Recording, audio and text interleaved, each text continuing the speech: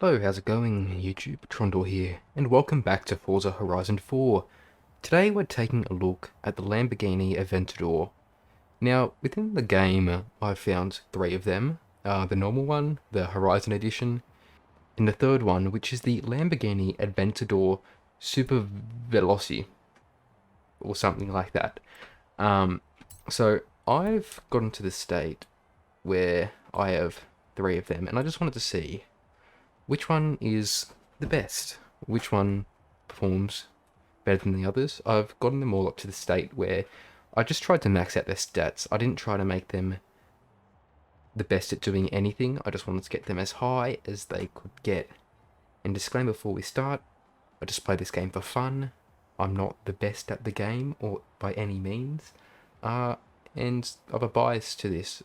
The Horizon Edition one, that's my most played car in Forza 4. And I'm also not the best racer. So anything I say or do, take that with a grain of salt. Now, the normal Horizon Edition one, as you can see here, off to a quick start. It's sort of alright at corners, not amazing, but you know, it's pretty speedy, but doesn't turn amazingly. As it races through London here, or Edinburgh, sorry, you can see it's going quite alright. Sort of accelerating pretty quickly. Its brakes aren't optimal, but you know, it's keeping up with the other races and doing what it needs to do. You'll see as it comes towards this roundabout here. So yeah, this may just be me at fault, but I don't feel as though its turning at speed is too amazing. However, on a straight, it really shines here. Picks up speed, as you are seeing right now, and it gets up to 384 before I do that fun little crash there. Up into a tight corner here. We slow down nicely and we get it going. I don't think there's really any way to do that corner nicely, and it's good that it has a little bit of acceleration. Towards the end of the race now, we're in second, but we're not quite accelerating fast enough to cross the finish line in first. Now on to the more off-road track here. You can see at the start, in small little confined stuff, it's not amazing at sharper turns, and I'm just colliding with other cars at this point. But you know, it's not the worst. It doesn't have amazing acceleration, but it gets there in the end. These corners were a bit weird. I didn't really know what sort of speed to take with them or anything, but it gets there. And you know, once again, in sort of smaller corners, it isn't amazing. Brakes here, it actually do pretty well. I stop pretty quickly from what I'm doing and get up to pretty desirable speed pretty quickly.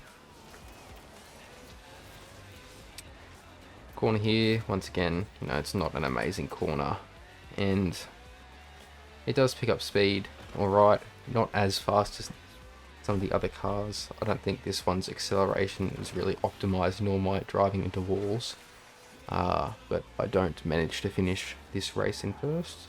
I sort of lose control when going around some of the faster corners, but it's fine, you know. Up into the Forza Horizon Edition now. And straight away, this one's acceleration is amazing. In like 3 seconds, it was at 150. Unfortunately, this one also does suffer the same fate as the corners. I think this one's actually a bit worse with corners, in all honesty. Such as this one here. I just did terribly on that one. This one really has a lot better acceleration. And you can see that I'm stopping and starting really quickly. Unfortunately, the brakes on this bad boy aren't the best. And you know, it does alright turning at fast speeds. I was a bit more wary on this one. I wanted to race a bit nicer. So you'll see along here, I don't really hit as max speed as I could. I get to 385 and then I hit the brakes around this corner here. But it isn't really necessary.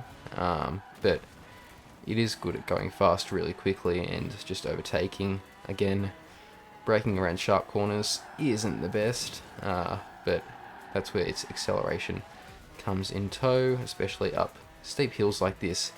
where I can just overtake cars in front of me quickly and win the race as such. Now onto the off-road section.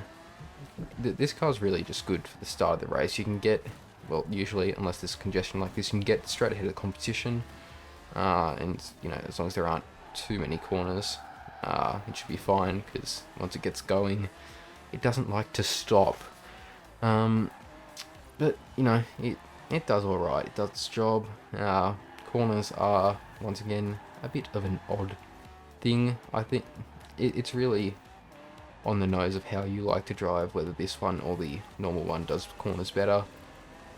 You'll see here how much worse the brakes are, I think.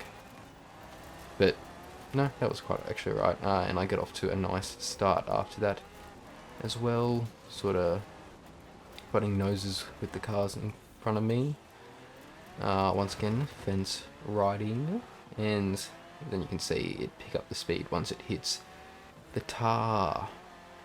And then, you know, I'm not a fan of that corners, so I take them a bit slower, but this one actually does handle pretty well going fast around corners, which is good. Now onto the funny one, the Super Big Lossy. This one has a slower acceleration at the start, much like the first one. I've really optimized my Forza edition car to go fast in acceleration and launch and whatnot. But this one actually, I really like its handling and its brakes. I think that's where it shines. You can see right here, it does this corner quite nicely. No real going off course or anything, and once it's on a straight, it really does like to accelerate quite a bit. It actually gets quite fast on here, up to almost 400 before I, you know, collide a little bit. You can see here, it sort of handles pretty alright going fast around turns. This corner here wasn't the best, but, you know, it is what it is. And unfortunately, as I was saying before, acceleration in short bursts isn't amazing. It takes a while to build up its speed, and can't catch up to competition when they're that far away when you need to.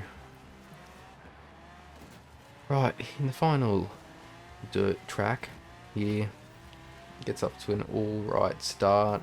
Corners, you know, I think this is actually one of the better ones at taking corners, but, you know, it really depends on how good you are with the brakes and how risky you like to play it. I'm still trying to teach myself the best way to take corners and whatever. I'm not a corner driver, especially not with hypercars like this. But, you know, it's alright. Again, acceleration is a bit slow, and you can't really catch up when you need to. So there you have it, the 3 different Aventadors. Personally, I like the Horizon Edition the most. I feel the acceleration really works for it in its favour. I don't know if that's just the weight of the car or something. I just really like it. This one though, the Super Velocity, it turns quite nicely. It goes well at high speeds. It just suffers in the acceleration department a little bit. But, you know, it really does come down to personal preference. I wouldn't recommend just the plain standard Horizon Edition. It is cheap though, it's like 300,000 credits. But if you can get your hands on either of the other two, I would recommend it. Just because they do a little bit better than just the standard edition, as is to be expected with any upgraded versions of cars. But yeah, here we are. It's really up to yourself how you feel the different cars performed. Again, they may have done worse or better than what is possible based on me playing better or worse than I could have. But yeah, again, you have to really test it for yourself if you want to decide. But thank you for watching. If you enjoyed the video, leave a like, subscribe, check out some of my other content, and I'll catch you next time. Goodbye.